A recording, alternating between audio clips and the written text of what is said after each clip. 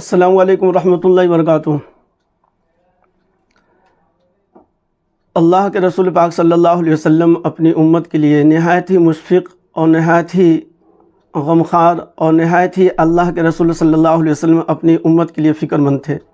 یہی وجہ ہے کہ اللہ کے رسول صلی اللہ علیہ وسلم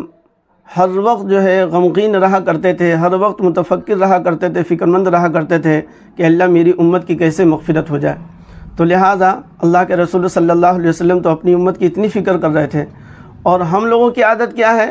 کہ کسی آدمی کا انتقال ہو جانے کے بعد جبکہ اللہ کے رسول صلی اللہ علیہ وسلم کی حدیث آپ صلی اللہ علیہ وسلم نے فرمایا اپنے موتا یعنی جس شخص کا انتقال ہو چکا ہے، مرے ہوئے شخص کو اس کے محاسن کو، اس کی خوبیاں کو بیان کرو، اس کی اچھائیاں کو بیان کرو، اور اس کے اندر جو خوبی تھی اور اس کے اندر اچھائی تھی اس کو بیان کرو، اس کی برائی کو اس کی برائی کا چرچا مت کرو۔ اس کی وجہ کیا ہے؟ اللہ کے رسول صلی اللہ علیہ وسلم کے زمانے میں اللہ کے رسول صلی اللہ علیہ وسلم کے سامنے ایک جنازہ آپ صلی اللہ علیہ وسلم کے سامنے سے گزرا، تو آپ صلی اللہ علیہ وسلم کے ساتھ اور بھی لوگ تھے، تو کچھ لوگ آپ صلی اللہ علیہ وسلم کی مجلس میں ان لوگوں نے کہا کہ یہ شخص نہایت ہی نیک آدمی تھا، اور یہ شخص نہایت ہی پرہیزگار آدمی تھا۔ تو یعنی اللہ کے رسول صلی اللہ علیہ وسلم کے سامنے اس میت کا تذکرہ اچھے الفاظ میں لوگوں نے کیا، تو آپ صلی اللہ علیہ وسلم نے 3 مرتبہ فرمایا وجبت وجبت وجبت۔ پھر تھوڑی دیر کے بعد ایک اور جنازہ آپ صلی اللہ علیہ وسلم کے پاس سے گزرا، تو لوگوں نے وہاں پر جو لوگ بیٹھے ہوئے تھے اس مردے کے بارے میں اور اس میت جنازے کے بارے میں کچھ ایسے الفاظ استعمال کیے جو الفاظ صحیح نہیں تھے، یعنی ان کی برائی گویا کہ انہوں نے بیان کی۔ تو آپ صلی اللہ علیہ وسلم نے فرمایا وجبت وجبت وجبت۔ صحابہ نے پوچھا اللہ کے رسول صلی اللہ علیہ وسلم دونوں میں آپ نے ایک ہی الفاظ کہا؟ تو آپ صلی اللہ علیہ وسلم نے پہلے شخص کے بارے میں فرمایا کہ جس کے بارے میں جس جنازے کے بارے میں، جس میت کے بارے میں تم نے اس کی تعریف کی، جس جنازے کی جس کی تعریف تم نے کی، تو اس کا مطلب یہ تھا، وجبت کا مطلب یہ تھا کہ اللہ تبارک و تعالیٰ نے اس کے لیے جنت کو واجب کر دیا، یعنی یہ جنت میں یہ شخص جائے گا۔ 3 مرتبہ آپ صلی اللہ علیہ وسلم نے فرمایا۔ اور جس جنازے کی برائی تم نے بیان کی اور اس کی اچھائی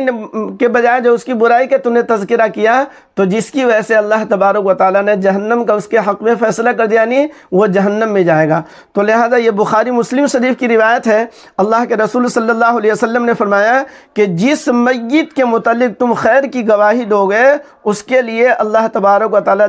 اس کے لیے جنت واجب کر دیں گے، اور جس کی برائی کا تم تذکرہ کرو گے اس کے مردہ کے بارے میں، تو اللہ تبارک و تعالیٰ دوزخ جہنم اس کے لیے واجب کر دیں گے۔ تو لہذا ہمیں تعریف کرنے میں ہمارا کچھ جاتا نہیں ہے،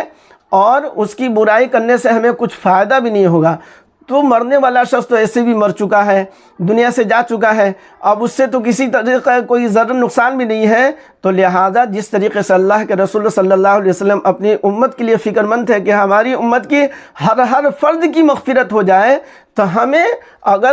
اگر ہمارے تعریف کرنے سے اور اس کی خوبیاں بیان کرنے سے اگر اللہ کے رسول صلی اللہ علیہ وسلم کی اس امت کی مغفرت ہو جاتی ہے، اللہ کے رسول صلی اللہ علیہ وسلم نے ایک موقع سے فرمایا کہ جس شخص کے بارے میں، یعنی جس جنازے کے بارے میں، جس میت کے بارے میں اللہ کے رسول صلی اللہ علیہ وسلم نے فرمایا 4 آدمی گواہی دے دے، یعنی اس کے اچھے ہونے کی اور اس کے بہتر ہونے کی 4 آدمی گواہی دے دے، تو آپ صلی اللہ علیہ وسلم نے فرمایا اس کے لیے جنت واجب ہے۔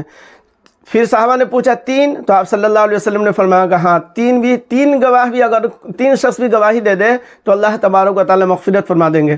پھر 2 کا سوال کیا تو آپ صلی اللہ علیہ وسلم نے فرمایا کہ ہاں 2 شخص بھی اگر گواہی دے دے تو اللہ تبارک و تعالیٰ اس کی مغفرت فرما دے۔ تو پھر ایک صحابی نے پھر ایک کے بارے میں آپ صلی اللہ علیہ وسلم نے پوچھا تو آپ نے سکوت فرمایا۔ تو یہاں پر کہنے کا مطلب یہ ہے کہ کسی مردہ کے بارے میں، کسی جنازے کے بارے میں، کسی مرے ہوئے شخص کے بارے میں ہم اچھائی سے اگر اس کا تذکرہ کر دیں گے تو ہمارا کیا نقصان ہے؟ جبکہ اللہ کے رسول صلی اللہ علیہ وسلم فرما رہے ہیں کہ کوئی آدمی اس کے اچھائی ہونے کی گواہی دے دے، شہادت دے دے، تو اللہ تبارک و تعالیٰ اس کی مغفرت فرما دیتے ہیں۔ تو لہذا ہمیں چاہیے کوئی کیسا بھی گرا پڑا مسلمان کیوں نہ ہو، کوئی شرابی کیوں نہ ہو، جواری کیوں نہ ہو،